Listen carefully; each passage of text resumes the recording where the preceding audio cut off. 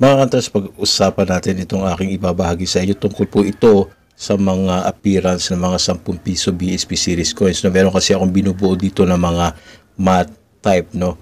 Karamihan dyan matte type. Pero yung iba dyan, 2005, 2011, 2014, 2007, 2013 ay mga glossy or brilliant type. No? Ang ganda kasi kapag nakabuo ka ng matte type at yung aking mga commemorative ay mga matte type din. Yung 2007 Heart of Pan ay isang brilliant type. Pag-usapan natin yan mga ka-hunters.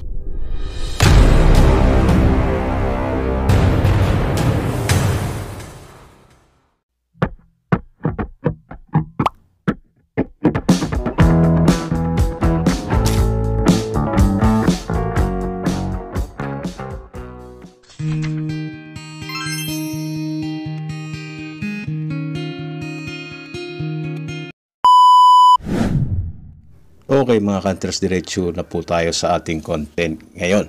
Meron tayong mga examples dito, mga 10 piso. No? Ating mga example ay 2003 at 2002. Ayan. Tingnan nyo mabuti. Yung nasa left natin, 2002 ay isang tinatawag na glossy type. Ayan po yung marami. Yung karamihang makukuha mo sa sirkulasyon at yung nating nasa kanan, 2003 din ay mga matte type. No?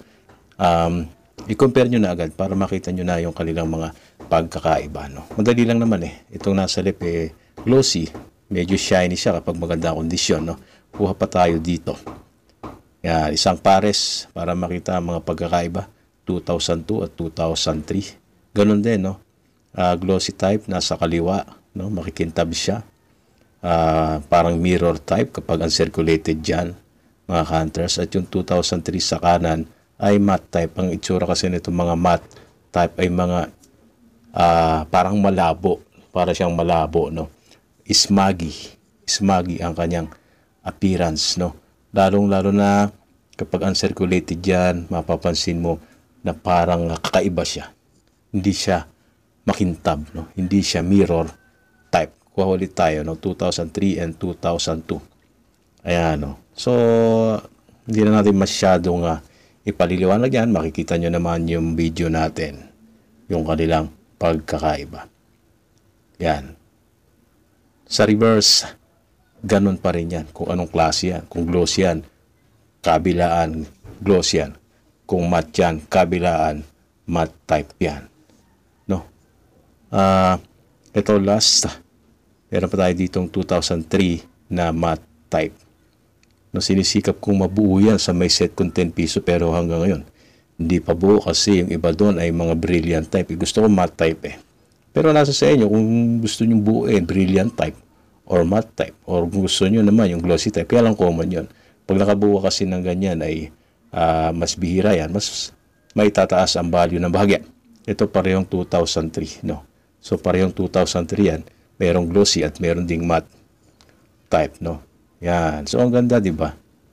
Yung mga peking coin vlogger na nagbibigay ng mataas na value, maaaring hindi nila alam yan. No? Hindi nila alam yung mga variation. Alam lang nila magbigay ng matataas na value. No? Yan ang wala sila, mga bro. No? So, wag na kayong manunood doon kapag alam ninyong mga peke. Kasi habang pinanunood ninyo yan, sila, no? Nakakadagdag yan sa kanilang views. Gustong-gusto nila yun, no? Ang suportahan ninyo, yung meron kayong matututunan, lalong-lalo na kayong mga baguhan. Huwag puro pera, huwag puro benta. Kung gusto nyo maging legit na kolektor, mag-aral po kayo. Hindi kailangan ng teacher. Ako wala naman po nagturo sa akin eh. Nagsikap lang ako, andyan yung Google, no? So, ayan po ang ating info ngayon, mga ka-hunters, no? Kahit pong ating titignan sa numista, ayan yung mga year. Wala pang nakalagay na matay, pero pwede ko lang ipa-update yan, no? Pero sa tamang panahon. Matagal kasi magpa-update sa numista. Alright. Huwag kalimutang i-share ang ating video at mag-join sa ating membership, mga hunters. No? Click nyo yung join button para makapasok sa GC. Para merong guide. At sa ating Facebook page, mag-subscribe. Ganun din sa ating YouTube channel. No? Pakishare ang video, mga bro. Hanggang dito na lang. Maraming salamat. God bless. I'm out.